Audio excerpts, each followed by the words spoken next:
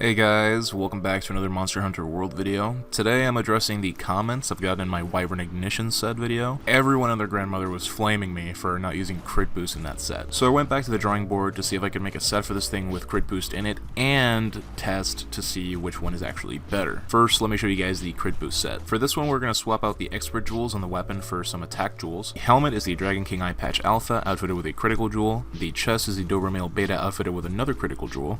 The gauntlets of the Diablo Nero Braces Beta outfitted with an elementless jewel and another attack jewel. The coil is the Nergigante Coil Beta outfitted with our third and final critical jewel. And the boots are the Nergigante Greaves Beta with a tenderizer jewel. To max out focus, we'll be using the Focus Charm 2. Altogether, this would give you level 7 attack boost, level 3 critical boost, level 3 weakness exploit, level 3 focus, 1 level of maximum might, and a non-elemental boost. Compared to the other set I showed in my previous video, you would be sacrificing like 40% crit. You wouldn't have the infinite white sharpness either, but your hits will be significantly stronger when they do actually crit.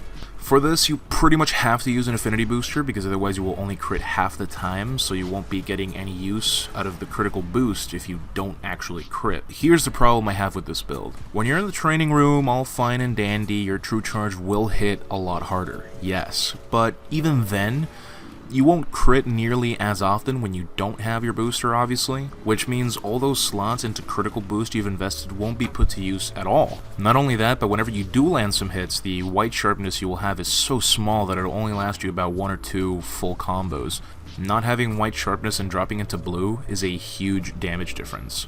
I mean, it's still a lot of damage, but, you know, you get what I mean, the numbers do drop. That's why I opted for the guaranteed crit / infinite sharpness in my previous video. In the end, the damage they will do will be more or less the same if you take it into a calculation of damage done in a set period of time, because even though you will hit harder with this set whenever you do hit, you will be in blue sharpness most of the time, and you will only crit about half of that time, while with the other one you will crit every single time, and you will always be at white sharpness, but your crits will do less damage. So in the end, the overall damage output will be more or less the same.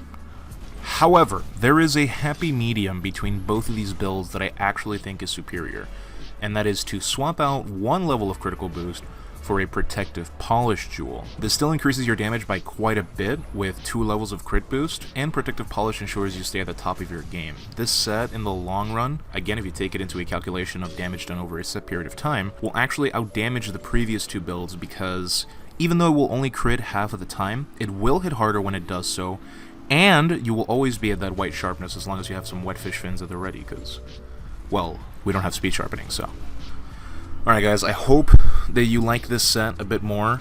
I want to thank you guys for the comments, otherwise I probably wouldn't have taken the time to work these out. And of course, if you guys have any more suggestions or builds, let me know in the comments, and as always, I will check them out. Thank you guys for watching, and I'll see you in the next one.